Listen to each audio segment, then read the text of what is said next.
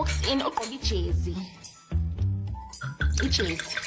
I'm wearing Dior. I think it's last 2 seasons ago's collection. Now, you may be wondering what qualifies me to have this conversation from however I've decided to title this. Nerve. I just have the fucking nerve, and that has to be okay. That has to be enough. That is a qualification enough, and we're going to run with it. The Durban July. I'm not going to do the fashion police in this. Just something is bugging me because I think the discourse is there online where we're like, this shit is getting embarrassing. I mean, it's been embarrassing, but whoa, babe, like embarrassing, babe. Like, what is this? Why do the girls look a hot mess? Oh.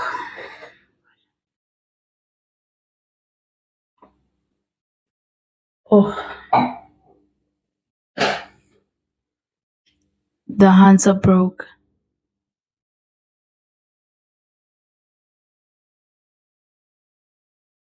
Everybody's broke. That's what's happening. But that's not the only thing that's happening, is it? I'm talking to a friend of mine who's a teacher. She sent me LaJoy's outfit. And I was like, whoa, Lata, whoa, babe.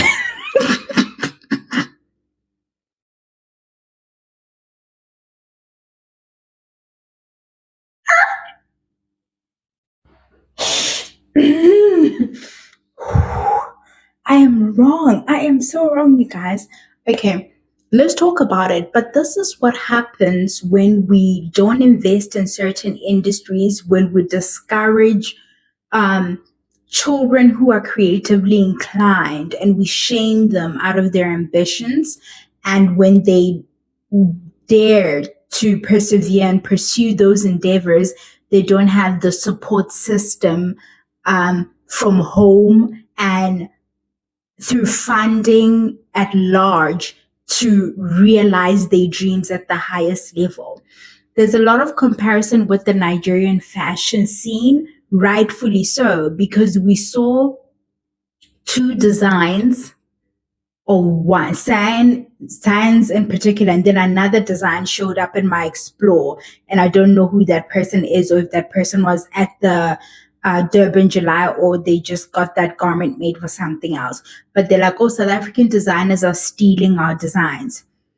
Let me tell you, at first I was like, it's a bit more complicated than that, because for instance, everybody's not a designer, right? Sometimes a person just knows how to make clothes. They're a seamstress, or whatever the case is, but they don't sketch and they don't call themselves that, like Mam Rose, like Baroque, so you go to her, you found this thing online and you liked it, or dress Beyonce wore and you liked it, and you show her, you're like, I really like this dress, Mam Rose. What can we do within reason to make this possible? And it's, well, when you're not a dirty bitch, it's an issue of within reason, because Mam Rose is not working at the same level as this person. In that instance, I don't think that person is stealing. But if you're going to fancy yourself a couture house, or a fashion house, if I'm saying it's Didi's Couture or Didi's, I need to know how to put pen to paper and sketch. I need to have a point of view. I must have a vision. I need to conceptualize, put on paper, and bring it to life. Know which fabrics are gonna help me achieve this thing that I've sketched do you understand? In that case, then you are a fucking thief. You cannot, as a designer, take somebody's work. Mambros, if I'm just a girly and I'm going there as a side chick, as many of us were there, well, I'm home. But I'm not judging anybody. I'm saying those of you who were there,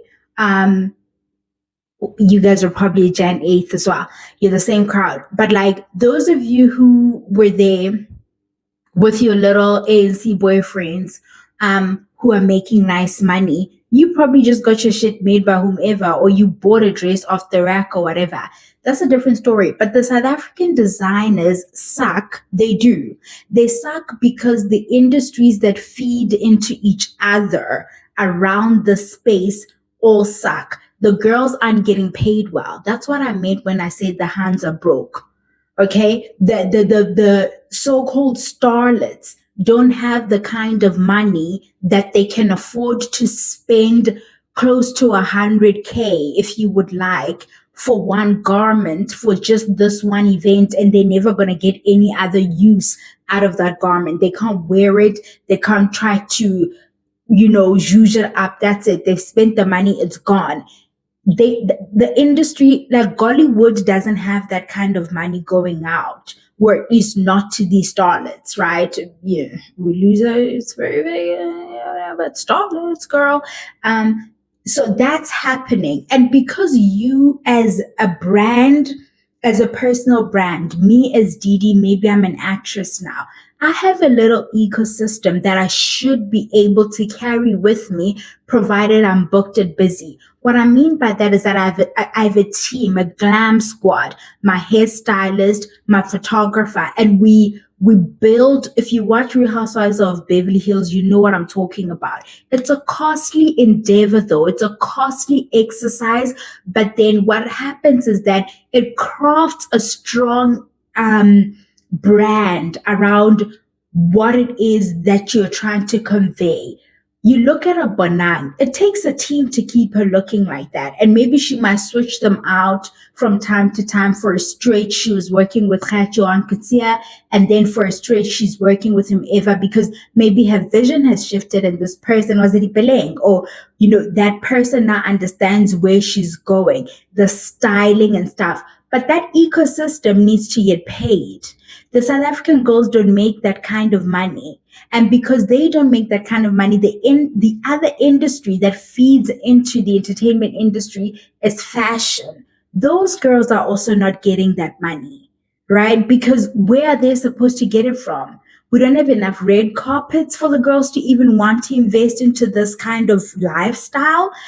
If you are a celebrity right now and you planned your calendar for the year and you're like, right, these are all the events that I want to go to. What would the budget be? Let me speak to my go-to designer. Let's start working on looks. What does that look like financially? Are you not renovating an RDP house with that money? Like, honestly. And then what we have on the other hand is the little girls like me who grew up playing with fabrics. And now I'm not in fashion, but I was one of those kids who didn't, right? I would tear things and make things for my doll. And I see my niece doing that, but some kids actually don't. They're not interested in that. When we do that, or you say things like, oh, you're interested in going down the fashion route, you're laughed at. Like, when I see that, you're going to be poor. And as a consequence, these industries are suffering. We're not producing designers of that highest level because those industries aren't being funded. A lot of the institutions that teach you fashion and stuff are private institutions. There aren't bursaries for institutions like that. I went to a private institution for what I did. And I'm telling you now, I did not have funding for that. There might be one little bursary somewhere that you need to jump through hoops for. And a lot of these schools are expensive. And a lot of us are coming from backgrounds where we can't afford this. In fact, we're laughed at and told that these are expensive hobbies to have. But let me tell you, that lightning, that thing that you're looking for, it's in the brain of that fucking poor kid. But when you're poor, apparently you're supposed to make you must be a teacher, and your poverty must incline you the sensible route. It's the most frustrating thing. And yeah, you hoes were wrapped up in tinfoil now because of this fucking shit. Do you see? Do you see what happens when we don't foster our industries? I think it's so ludicrous that we continue to feed children this idea that there's serious things to do and non-serious things to do. Just say you don't know how to make a success of being a creative. Don't discourage somebody else out of it. It's hard, you guys. Making a success of something outside of, and a success, I mean, in still the traditional sense of you've made this make money sense. It is so hard. Fashion is a fickle business. Fashion is a volatile business.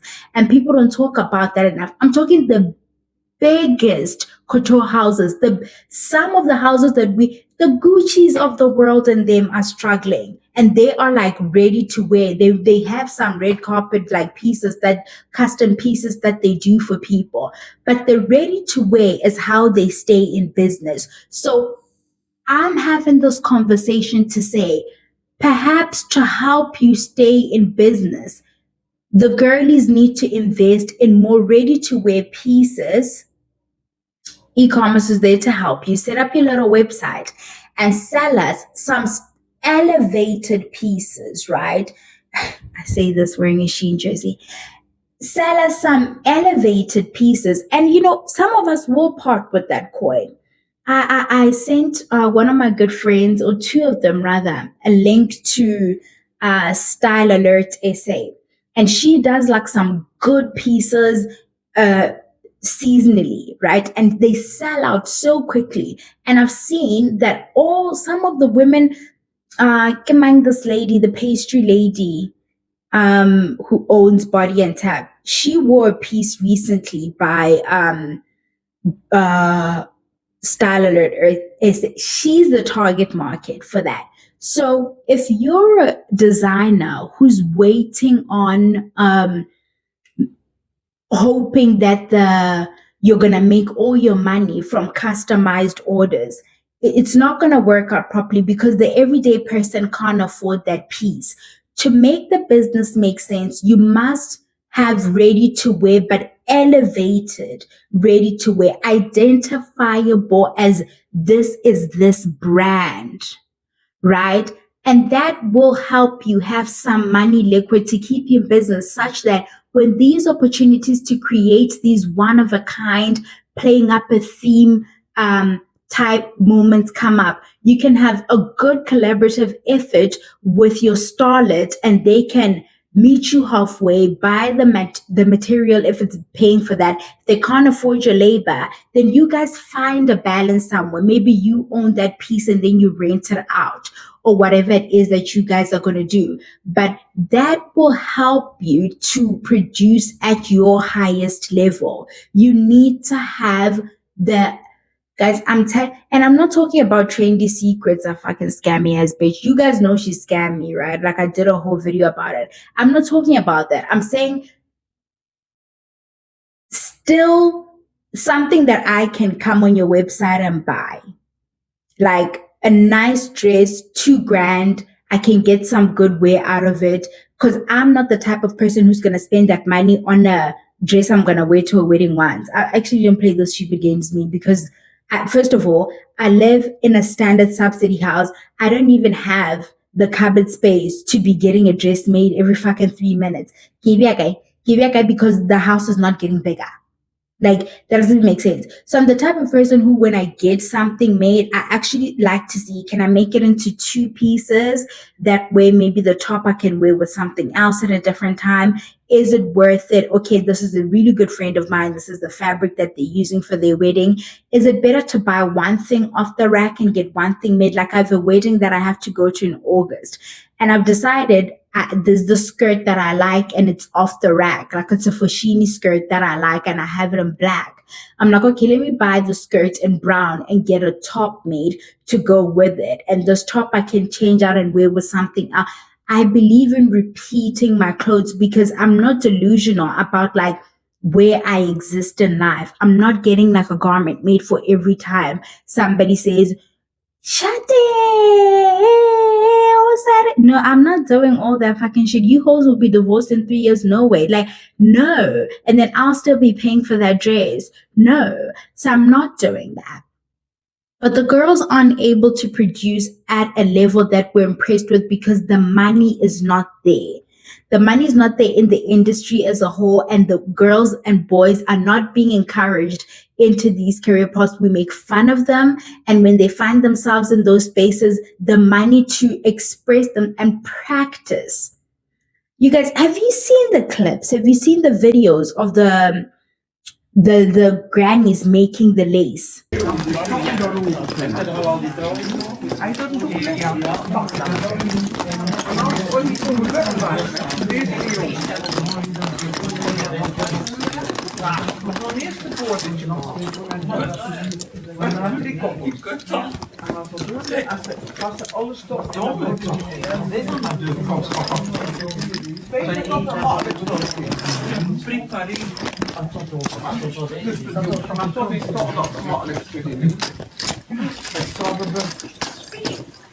En omdat ze een beetje in die richting omgaan, dan zie gaan ik die anderen allemaal niet meer nooit. Dan moet die erin vallen. En dan overdragen niet. Kijk, zo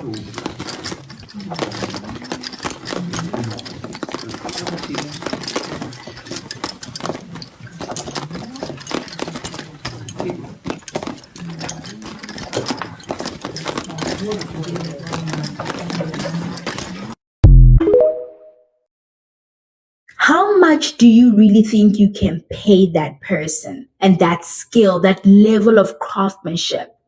These dresses that we see and we marvel at, the beadwork, you have 6 people working on one dress for hours, hours on end, doing the tedious work, right? Meticulous, very, very, like, listen, it's art. It's an art form, but we make little of it until these moments happen. And then we're like, oh, South African celebs are disappointing us. Oh, South African, oh, la rimbarasa. It's our fault. It's our fault for making light of the importance of the arts. Honestly, and it's crazy to me about everybody wanting to be a doctor, lawyer, and engineer, like you spend your whole fucking life in the ER.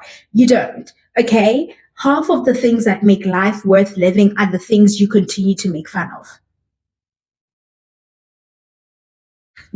Think about just music. Think about what is life without music? What are we living? But when people say they want to be musicians, we're like, Baba Sirasiba. Baba Sira. But they have a song. They have something deposited inside them. And it's their purpose to bring it to life in order to invoke something in you or to even validate something in you. But we make fun of the arts. Right? And then when we end up with a situation like this, where essentially what has happened here is South Africa has an underdeveloped fashion industry. It's not even an infant. It's not, I don't know, like morning after pill or flash like when there is no trimester to talk of, like there's no industry. There is no industry. Don't tell me about my Xhosa that's ready to wear. And even if they do like once in a while a custom piece here and there, it doesn't matter. It's a different story what they're doing there. And congratulations, happy for them. But I bet you even they will tell you it's hard to keep that shit going and to produce at that quality. Everybody thinking it's so expensive. There's a reason. There is a reason that will cost that much. Okay. I think also the growth of like fast fashion, the feel of synthetic fibers, which and not like we don't know anymore what quality looks like. The bitches are out here all the time with hymns, just presiwe. No, just presiwe. What's going on? What is going on? Like little garanikis, like threads hanging a little bit. Like we are just used to being dressed poorly. I was saying to somebody the other day, I need to invest in some good black dresses because, you know, I'm getting there in age where I have to go to funerals. My parents can't go to this or whatever. And I am tired. And my words were, Sell fast, baby. I said that out of my mouth, and I'm too broke to say that. But I said it. I said it because I recognized that, our moms were still striving for a certain kind of quality. We're out here regularly as grown ass women wearing dresses that don't have lining, wearing dresses where the hem doesn't make sense, like wearing things that are, we're very comfortable in polyester, and it's concerning. It's getting a bit worrisome. Like some of the stuff we wear, like no. We've gotten used to the lack of quality, and it's our norm now. We think it's okay. I think some of us don't know what like good fabrics feel like anymore. I'm starting to feel like I may have that problem. Like honestly, but I'm tired of the dresses that aren't making sense. Where it's like this thin like everybody's gotta have body. Like every dress is, oh, it doesn't come with the body. It wouldn't have to come with the body if it was a properly made garment. It would sit well on almost anybody that it was made to sit on. But now all of a sudden we all gotta be bad bitches. Like we all gotta have Instagram bodies so the dresses sit nicely. What the fuck? The dress is fucking ugly then, bitch. Then it's not well made, hun. Like I don't know what to tell you. But anyway, the girls looked a hot mess. I see some people are still posting pictures. I had expectations, obviously, when I saw the theme. No, nobody lived up to fucking shit. I don't even think I ever top anything. I'll pick the ones I want to talk about.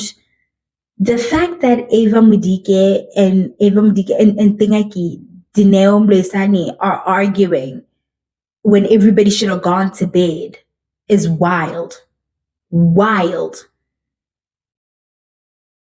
behavior. Now, I don't think Danielle was not in theme. I think, yes, everybody's like, she played it safe, but I would rather that than the arts and crafts. I'm telling you, honey, that P&A arts and crafts aisle must be empty. The hands cleared that fucking shit out to put together these little projects they had on their bodies. Oh, what was Lethapo? Lethapo botsonjoro where ibile ke season ya afkata uro de afkata wezele, not what you did, not what was done to you. Why did you agree, babe? Like, anyway, I'll come back with the thing. I know at this point I'll be 3 episodes behind on the Real Housewives Ultimate Girls Trip, and I don't know how I'm gonna catch that up. I don't know how, but anyway, bye, Yana.